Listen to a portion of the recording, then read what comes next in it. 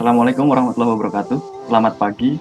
Kami dari kelompok 5 akan mempresentasikan hasil diskusi kami mengenai cara tumbuhan mempertahankan diri dari serangan patogen. Dengan anggota kelompok yaitu Saya Lutfina Darista dengan NIM 132. Saya Dewi Panggalan NIM 132. Saya Debbie Aprilia Analita NIM 139. saya Rizal Zakanur Hakim NIM 143. Sebelumnya, ada dua jenis pertahanan pada tumbuhan. Yang pertama, pertahanan struktural dan pertahanan biokimia. Baik pertahanan struktural maupun biokimia, ada yang terjadi sebelum infeksi dan setelah infeksi. Di sini saya akan jelaskan mengenai pertahanan struktural. Permukaan tanaman merupakan pertahanan garis pertahanan pertama tanaman terhadap patogen, di mana patogen harus menempel dan berpenetrasi untuk dapat menimbulkan infeksi. Ada dua jenis pertahanan struktural tanaman. Yang pertama, ada pre-existing structural defense dan post-infectional or induced structural defense. Pre-existing structural defense merupakan struktur pertahanan tanaman yang telah hadir sebelum patogen melakukan kontak dengan tanaman. Contohnya, ada lapisan lilin dan kutikula, dinding luar epidermisel, sclerenchyme, stomata, dan lentisel. Lapisan lilin dan kutikula.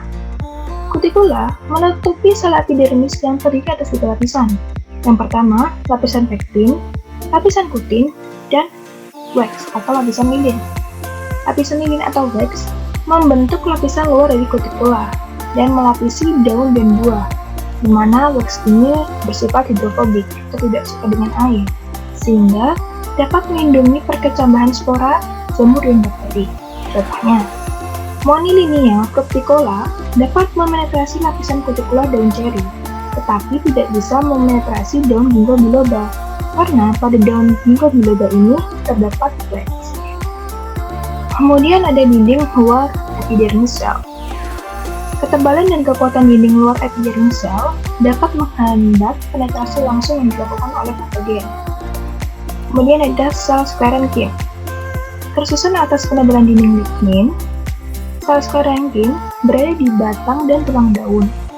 Memiliki sel-sel yang keras tetapi rapuh yang membantu dalam dukungan mekanis terhadap tanaman.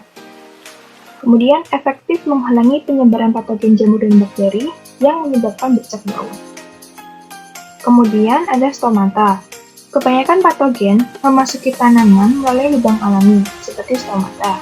Beberapa patogen seperti Puccinia graminis dapat memasuki inang ketika stomatanya terbuka. Struktur stomata dapat memberikan resistensi terhadap penetrasi bakteri patogen pada tanaman tertentu.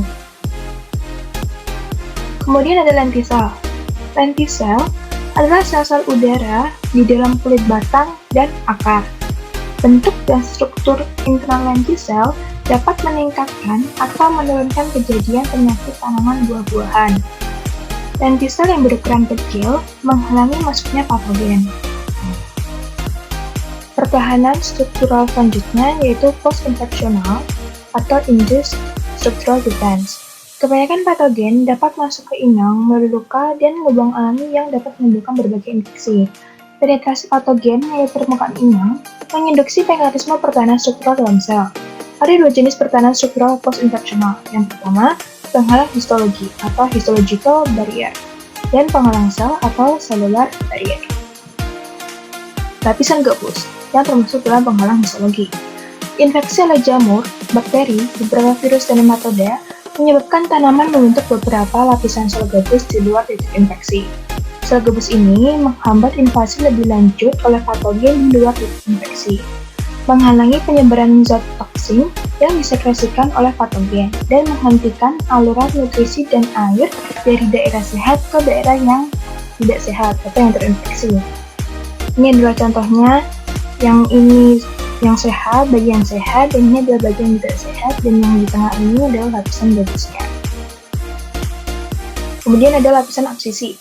Lapisan absisi terdiri dari gap yang terbentuk antara sel yang terinfeksi dan sel sehat yang mengelilingi lokus infeksi. Oleh karena disintegrasi lamina tengah jaringan parenkim, secara bertahap area yang terinfeksi mengerut mati, dan mengelupas. Lapisan absisi terbentuk pada daun aktif dan muda dari buah batu atau stone fruits yang terinfeksi jamur, bakteri, atau virus. Yang ini adalah bagian sehat, dan yang ini adalah yang bagian sakit, dan ini adalah lapisan absisi yang terbentuk.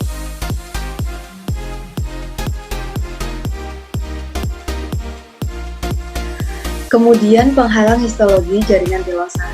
Pilosa adalah protoplasma yang tumbuh melebihi normal dari sel-sel parenkim yang menonjol dari pembuluh kayu melalui lubang-lubang. Pilosa terbentuk di dalam pembuluh kayu pada tumbuhan dalam keadaan stres dan selama penyerangan oleh jenis patogen vaskular.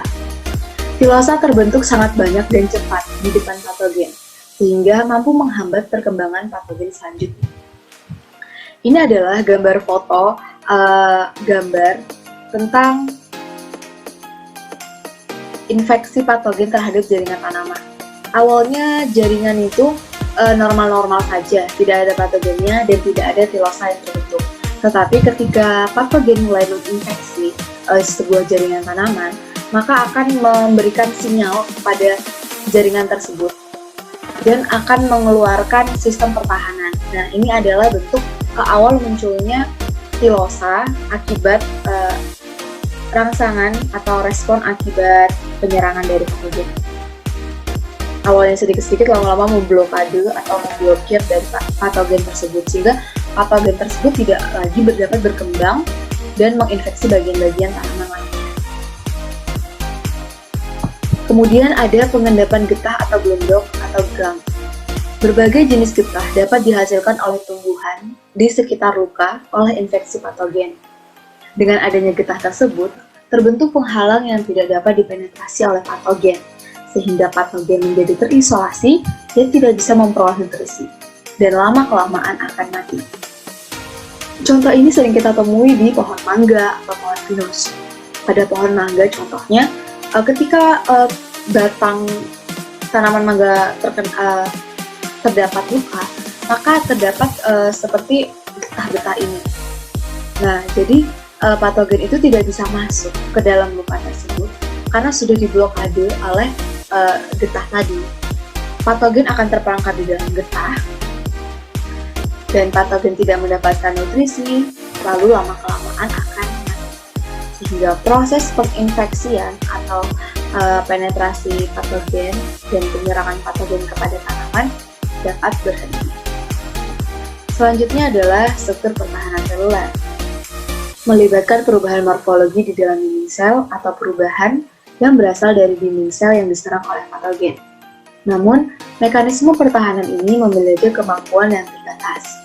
Ada 3 jenis utama struktur pertahanan seluler, yaitu yang pertama, terjadi pembengkakan pada lapisan terluar dinding sel yang disertai dengan zat berserat atau armor clause yang dapat mencegah bakteri memperbanyak diri.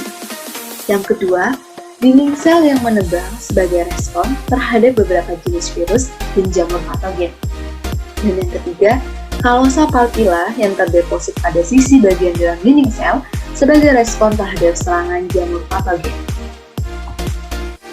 Lalu ada reaksi pertahanan sitoplasmik. Pada beberapa jenis sel yang terserang oleh jamur patogen, sitoplasma dan intinya akan membesar. Sitoplasma menjadi granular dan keras dan muncul berbagai partikel atau berbagai bentuk di dalamnya. Akhirnya, miselium patogen terurai dan infeksi akan berhenti. Selanjutnya, ada reaksi pertahanan nekrotik. Pertahanan melalui hipersensitivitas. Pada proses infeksi patogen penetrasi dinding sel. Setelah patogen berkontak dengan protoplasma sel, inti akan bergerak ke arah serangan patogen dan segera terdisintegrasi atau pecah dan berbentuk bulat berwarna coklat di dalam sitoplasma. Pada saat sitoplasma berubah warna menjadi coklat dan akhirnya mati, hifa yang menyerang mulai mengalami degenerasi. Jaringan yang mengalami nekrotik akan mengisolasi parasit obligat dari substansi hidup di sekitarnya, sehingga dapat menyebabkan patogenisi dan proses infeksi berhenti. Ini adalah contoh dari proses pertahanan melalui hipersensitivitas. Yang kotak ini diperumpamakan adalah sel tanaman. Ketika patogen mempenetrasi atau menginfeksi sel tanaman, maka inti sel akan menuju ke daerah yang terserang, lalu pecah. Ketika inti sel pecah, akan berubah menjadi butiran-butiran yang berwarna coklat. Jika inti sel pecah, maka proses aktivitas sel, seluruh kegiatan aktivitas sel akan terhambat atau akan berhenti, karena inti sel ini adalah berfungsi sebagai pengatur segala kegiatan sel. Ketika intinya aja sudah rusak, udah mati, maka sel itu lama-lama akan mati. Karena tidak mendapatkan nutrisi, maka patogen yang tadi telah mempenetrasikan diri ke dalam sel tanaman akan mengalami kematian. Karena hifa-hifanya tadi itu akan berdegenerasi. Ini adalah contoh gambar organ daun yang terkena hipersensitivitas. Ini ada seperti bekas mati. Ini adalah sel-sel tanaman yang mati dan mengisolasi parasit yang menyerang tanaman tadi. Pertahanan metabolik atau biokimia. Ketahanan tumbuhan terhadap serangan patogen tidak hanya bergantung pada penghalang struktural saja. Pada beberapa jenis tumbuhan, terdapat zat yang dihasilkan oleh sel sebelum atau sudah terjadi infeksi. Terbukti dengan adanya jenis tumbuhan yang tidak terdapat sistem pertahanan struktural, namun tidak terdapat infeksi dari patogen penyebab penyakit. Pertahanan kimia sebelum ada serangan patogen. Tumbuhan mengeluarkan zat baik dari bagian tumbuhan di atas tanah maupun melalui permukaan akarnya. Beberapa zat yang dikeluarkan oleh tumbuhan memiliki daya hambat terhadap patogen-patogen tertentu. Pertahanan dengan tidak terdapatnya faktor-faktor esensial. Yang pertama, tidak ada pengenalan antara inang dan patogen. Spesies atau varietas tumbuhan tertentu mungkin tidak dapat diinfeksi oleh patogen jika permukaan selnya tidak mempunyai faktor pengenal spesifik, specific recognition factor, yang dapat dikenali oleh patogen. Jika patogen tidak mengenal tumbuhan sebagai salah satu tumbuhan inangnya, maka patogen mungkin tidak jadi menyerang tumbuhan tersebut, atau mungkin patogen tidak menghasilkan zat sel infeksi. Yang kedua, kekurangan reseptor dan bagian yang sensitif inang terhadap toksin. Pada kombinasi inang dan patogen biasanya menghasilkan toksik spesifik terhadap inang. Toksik tersebut bertanggung jawab terhadap gejala yang akan dihasilkan dan bereaksi terhadap dengan bagian sensitif atau bagian reseptor tertentu di dalam sel.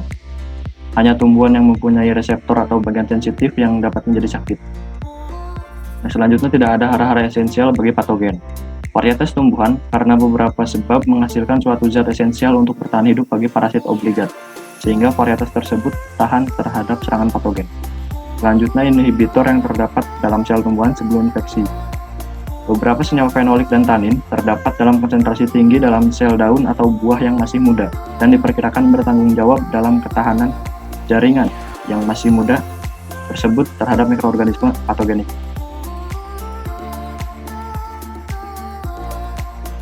Di sini saya akan menjelaskan tentang ketahanan metabolik yang disebabkan oleh serangan patogen. Pengenalan patogen sendiri itu adalah kemampuan tanaman untuk menanggapi patogen potensial untuk mengisyaratkan bahwa tanaman mengenali patogen potensial itu sebagai bukan bagian dari tanaman. Yang pertama adalah pertahanan melalui reaksi hipersensitif. Respon hipersensitif adalah kompleks pertahanan tanaman yang merupakan tanggapan awal dalam membentuk nekrotis dan terjadinya kematian sel untuk membatasi pergerakan patogen. Pada varietas tahan, setelah infeksi, sel-sel akan cepat kehilangan turgor dan menjadi coklat lalu mati. Perubahan yang terjadi mematikan sel dan kolaps pada sel yang terinfeksi, meliputi hilangnya permeabilitas membran sel, peningkatan respirasi, dan produksi fitoaleksin. Jamur dan bakteri di dalam sel yang terjadi reaksi hipersensitif akan diisolasi oleh jaringan nekrotik dan mati dengan cepat. Yang kedua ada inhibitor biokimia yang dihasilkan tumbuhan dalam responnya terhadap kerusakan patogen. Sel dan jaringan tumbuhan bereaksi terhadap kerusakan, baik yang disebabkan oleh patogen atau agen mekanik dan kimia, melalui serangkaian reaksi biokimia yang ditujukan untuk mengisolasi gangguan dan menyembuhkan luka. Reaksi tersebut sering berhubungan dengan reaksi fungitoksis di sekeliling tempat pelukaan. Yang ketiga ada pertahanan melalui peningkatan kadar senyawa fenolik. Peningkatan kadar senyawa fenolik seringkali terjadi lebih cepat setelah terjadi infeksi pada varietas tahan. Senyawa fenolik yang terdapat pada tumbuhan tidak sehat tetapi dihasilkan setelah terjadi infeksi ialah fitoaleksin.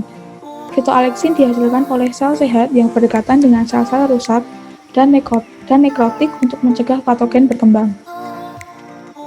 Yang keempat, ada pertahanan melalui pembentukan substrat yang menolak enzim patogen. Ketahanan tumbuhan terhadap beberapa jenis patogen ialah akibat dari adanya senyawa-senyawa yang tidak mudah diuraikan oleh enzim-enzim patogen. Senyawa-senyawa tersebut merupakan bentuk kompleks antara pektin, protein, dan kation polivalen seperti kalsium atau magnesium. Senyawa-senyawa tersebut dapat menghambat pertumbuhan patogen sehingga mengakibatkan luka yang terbatas. Lalu yang terakhir ada pertahanan melalui inaktivasi enzim patogen. Beberapa jenis senyawa fenolik dan hasil oksidasinya dapat menghasilkan ketahanan terhadap penyakit melalui reaksi penghambatan enzim pektolitik dan enzim patogen yang lain. Sekian presentasi dari kelompok kami, kurang lebihnya mohon dimaafkan. Apabila ada pertanyaan silahkan tinggalkan di kolom komentar. Wassalamualaikum warahmatullahi wabarakatuh.